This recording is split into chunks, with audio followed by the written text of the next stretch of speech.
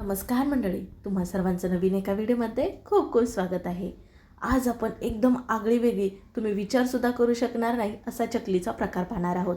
ती म्हणजे आज आपण करत आहोत सोयाबीनची कुरकुरीत चकली, त्याचबरोबर स्टिक पाहणार आहोत. तुम्हाला अगोदर ही चकली करण्यासाठी कुठलीच पूर्वतयारी न करता अगदी 10 ते 15 मिनिटांमध्ये तुम्ही ही चकली बनवू शकता.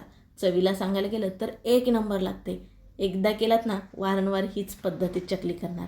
आता ही नेमकी चकली कशी करायची पाहण्यासाठी व्हिडिओ मात्र कुठेही स्किप न करता शेवटपर्यंत बघा. चला मग सुरुवात करूया. सुरुवातीला इथे एका भांड्यामध्ये घेतलेत ते म्हणजे सोयाबीन 2 कप इतके घेतलेत बघा. अगदी सोयाबीन लहान आकाराचे सुद्धा असतात, ते घेतलात तरीसुद्धा चालेल.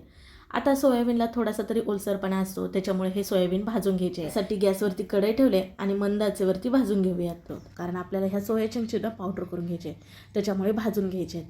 तुम्हाला बाजारमध्ये बघायला गेलं तर सोया चंक्सची पावडरसुद्धा मिळून जाईल, ती तुम्ही वापरलात तरीसुद्धा चालेल. मग तुम्हाला ही एक स्टेप करायची गरज पडणार नाही. बघा अगदी चांगले ना 3-4 मिनटं हलके डाग पडूसपर्यंत हे सोया चंक्स भाजून घेतलेत बघा, मध्यम आचेवरती. आता गॅस बंद करून खाली एका ताटावरती आपण काढून घेऊयात, म्हणजे ते लवकर थंड होतील. आपल्याला हे सोया चंक्स पूर्णपणे थंड करून घ्यायचे आहेत, कारण ह्याची आपण पावडर करणार आहोत. थंड झाल्यानंतर हे छान कुरकुरीत होतात, त्याच्यामुळे ह्याची पावडर ना लगेच होते. मस्तनाच करायला गेला तर त्याची पावडर होत नाही, त्याच्यामुळे पूर्णपणे हे थंड झालेत बघा. आणि आता थोडे थोडे दोन्ही स्टेपमध्ये घालून मिक्सरच्या जारमध्ये ना आपण ह्याची पावडर करून घेऊयात. एकदम सहजपणे होते बारीक पावडर, बघू शकता इथे तुम्हाला दाखवलेलंच आहे. छान जशी पाहिजे तशी आपल्याला ह्याची पावडर तयार होते बघा. आता इथे एक ताट घेऊयात आणि त्याच्यामध्ये ना आपण तयार केलेली ही सोया चंक्सची पावडर काढून घेऊयात. बघा 2 स्टेपमध्ये नाही तर मी ही सोया चंक्सची पावडर करून घेतली. तुम्हाला वाटलंच तर तुम्ही चाळून घेऊ शकता, पण एकदम एकसारखी छान बारीक झाले, त्याच्यामुळे चाळून घेण्याची गरज नाही. मस्त जसं आपला बारीक रवा असतो का नाही, अगदी तसं बारीक झालं आहे बघा. आता ह्याच्यामध्ये घालायचं आपल्याला बेसन पीठ. तर इथं मी घरी दळलेलं बेसन घेतलेलं आहे बघा. बेसनचं पीठ अगोदरच चाळल्यामुळे ना आता इथे मी चाळून घेत नाही. सोया चंक्स हे 2 कप घेतले होते, त्याच्यासाठी 1 कप इतकं बेसनचं पीठ घ्यायचं आहे. अर्धा कप इतकं ज्वारीचं पीठ घेतलेलं आहे. ज्वारीच्या पिठाच्या ऐवजी तुम्ही तांदळाचं पीठ इथं वापरलात तरीसुद्धा चालेल. मी भाकरीसाठी वापरतो का नाही, तेच इथं ज्वारीचं पीठ घेतलं आहे. आता त्याच्यामध्ये अर्धा चमच इतकं लाल तिखट, पाव चमच इतकी हळद घातलेली आहे, त्याचबरोबर अर्धा चमच इतकी धना पावडर घातलेली आहे, अर्धा चमच इतका ओवा हातावरती चोळून घालायचा आपल्याला. म्हणजे कसं जास्त त्याचा स्वाद वाढतो, म्हणून असा हातावरती चोळून घालायचा. अगदी थोडंसं कुटून घातला तुम्ही तरीसुद्धा चालेल. त्याचबरोबर आपल्याला घालायचे चकली म्हटलं की तीळ हे आलेच, तर साधारण 1.5 चमच इतके तीळ घातलेत बघा. त्याचबरोबर चवीनुसार मीठ, साधारण अर्धा चमच इतकं मीठ घातलेलं आहे. आता हे कोरडे जिन्नस सर्व हे आपण मिसळून घेऊयात. चमच्यापेक्षा ना हाताने पिठामध्ये सर्व मसाले चोळून घ्यायचे, म्हणजे पिठाला ना सगळीकडे मसाले लागले जातात. आता बघा सगळं पिठामध्ये मिसळून झालं की आता आपल्याला ह्याच्यामध्ये मोहन घालायचं आहे. तर पोहे खायचे 4 चमचे इतकं तेल गरम करून घेतलंय बघा, छान गरम कडकडीतच गरम आहे. ते मोहन पिठावरती घालून आता हे गरम आहे का नाही, त्याच्यामुळे आपण चमच्यानेच मिसळून घेऊया. आणि नंतर हाताने का नाही आपल्याला ह्या पिठाला हे मोहन चोळून घ्यायचं आहे, म्हणजे पिठाला ना सगळीकडे तेलाचं मोहन हे लागलं जाईल. म्हणून तेलाच्या ऐवजी बटर टाकलात ना तरीसुद्धा चालेल बरं का. बस खूप छान खुसखुशीत चकली होते, बटर चकली. आता बघा पिठाला सगळीकडे तेल हे चोळून झालं की अशी मूठ बांधायची बघा, आणि ती फुटली जाते, म्हणजेच समजायचं पिठाला आपलं मोहन चांगलं लागलेलं आहे, शिवाय आपली चकली ही छान खुसखुशीत होणार. आता इथे एका छोट्या पातेल्यामध्ये ना गरम कोमट पाणी करून घेतलंय बघा, आणि 1 कप भरून इतकं पाणी घेतलंय. म्हणजे तुम्हाला मी पुढे सांगतेच एकूण पाणी किती लागलं. एकदम घालायचं नाही, थोडं थोडं पाणी घालून जसा इतर पिठाचा गोळा करतो का नाही आपण, तसा याचा गोळा करून घेणार आहोत. आता हलकं पाणी गरम आहे बरं का, थंड वापरायचं नाही, जरा गरमच वापरायचं, कारण आपण सोया चंक्स जे वापरले की नाही ते आपण न भिजवता वापरलेलं आहे. मग थोडंसं ना गरम पाणी वापरल्यामुळे चिकटपणा येतो, चकली आपली तुटत नाही, शिवाय खुसखुशीत होते. त्याच्यामुळे गरमच पाण्यात हलकं पीठ मळायचं आहे, अति जास्त कडकडीसुद्धा गरम करायचं नाही. आणि काय नाही एकदम पाणी घालायचं आहे बघा, थोडं थोडं करून घालायचं. चकलीचं पीठ कसं जरा घट्टच असावं, कारण चकली किंवा स्टिक करत असताना ना ती काटेदार छान होते, त्याच्यामुळे चकलीचं पीठ हे घट्ट ठेवायचं. अगदी जास्त घट्ट ठेवायचं नाही, नाहीतर आपल्याला चकली पाडत असताना ना खूप असं जोरात दाबावं लागतं, त्यामुळे जर अशी सैलसर, बाकी घट्टच पीठ असावं. आता बघा थोडंसं मी गरम पाण्यामध्ये हात बुडवून अगदी चांगलं पीठ मर्दून घेते बघा, छान पिठाचा गोळा व्हावा, एक चिकटपणा यावा ह्याच्यासाठी. एक मस्त चिकनं पीठ आपल्याला हे मळून घ्यायचं आहे बघा, अगदी मर्दून आपल्याला हे पिठाचा गोळा करून घ्यायचा आहे.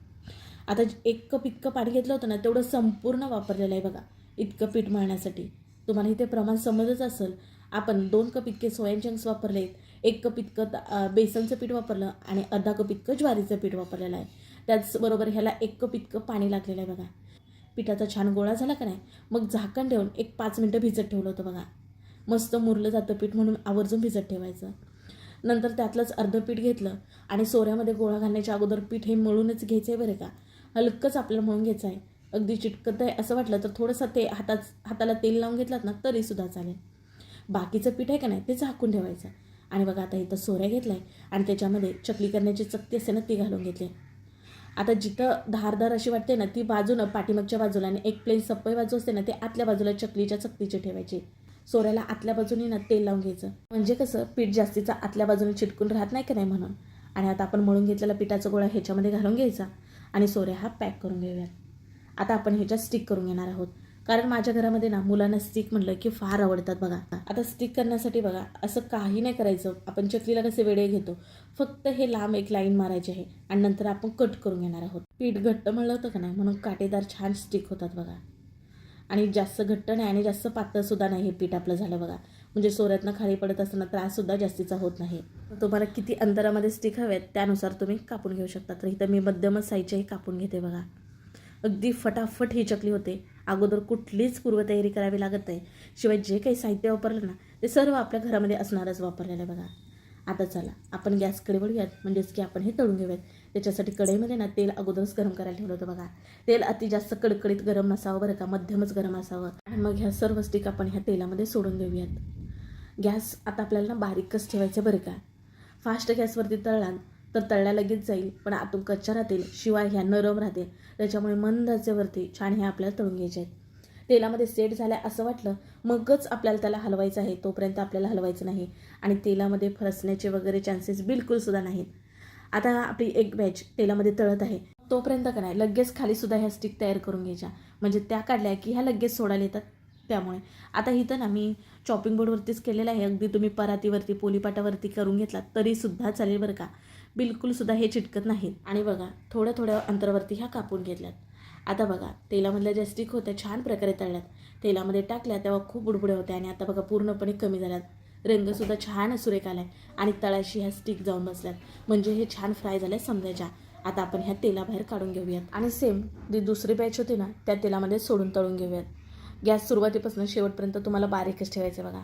आणि तेलामध्ये स्टिक टाकल्या फेस बघा किती येतोय. आणि शेवटी पूर्णपणे तळून झाल्यानंतर ना जो फेस आहे किंवा जे बुडबुडे आहेत ते पूर्णपणे कमी झालेत बघू शकता. आणि चकली आपली ही जी आहे ना तळाशी जाऊन बसते. मग आता आपण ह्या तळड्या समजायच्या आणि काढून घेऊयात. आता तुम्ही म्हणाल स्टिकच केल्या ह्याच्यापासून चकली येत नाही का? हो चकली पण येते. म्हणजे बघा तुम्हाला इथं काही थोड्या मी चकल्या करून दाखवते. सेम आपण इतर चकली कशी करतो तशीच चकली करायची. जरा काय करायचं माहिती आहे का, हे पिठाला गरम पाण्याचा हात घेऊन ना चांगलं आणखीन जरा मळून घ्यायचं, म्हणजे कसं चकली ही मधीतनं तुटत नाही. कारण आपली ही सोयाचंकची चकली असल्यामुळे ना हलकी मध्येच तुटली जाते. त्यामुळे बाकी ह्याच्यामध्ये बिघडण्यासारखं तेलामध्ये फिसकण्यासारखं असं काहीच नाही.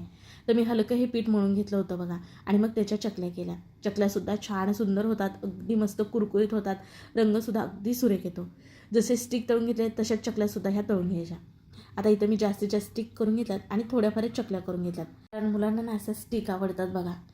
मग मधल्या वेळेस काहीतरी चटरपटर खायला हवं असतं. मग तुम्ही एकदा ही चकली बनवा, अगदी 2 ते 3 महिने खराब होत नाही बघा. छान कुरकुरीत होते आणि चकली ना 1% तेलकट होत नाही. चकलीचा आवाज ऐकला का त्याच्यावरून तुम्हाला अंदाज येतच असेल किती कुरकुरीत आणि खुसखुशीत झालेले बरं का. सोयाचंकचे फायदे तर तुम्हाला माहितीच आहेत. मग आपण ही चकली केली म्हणजे चकली आपली ही पौष्टिक अशी बनली. आणि मला खरं सांगा तुम्ही सोयाचंक्सपासून चकली हा कधी विचारसुद्धा केला नसेल. अगदी चकल्या स्टिक एक नंबर झाल्या. चकली चवीला सांगायला गेलं तर छान ना एक नंबर भन्नाट अशी चकली होते. म्हणजे तुम्ही एकदा थोड्या प्रमाणामध्ये करून बघा. नेहमी ह्याच पद्धतीत चकली करणार एवढी मी गॅरंटी देऊन सांगते. मुलं तर ना अगदी आवडीने मागून खातात बरं का, इतकी जबरदस्त होते. नक्की करून बघा. मग कसा वाटला व्हिडिओ तेही सांगा. व्हिडिओ आवडल्यास पटकन एक लाईक ठोका. व्हिडिओ शेअर करा तुमच्या मित्रमैत्रिणी परिवारामध्ये, म्हणजे ते सुद्धा करून पाहतील. आणि नवनवीन व्हिडिओ पाहण्यासाठी चॅनलला सबस्क्राईब करा. चला पुन्हा भेटू अशा नवीन एका रेसिपीमध्ये.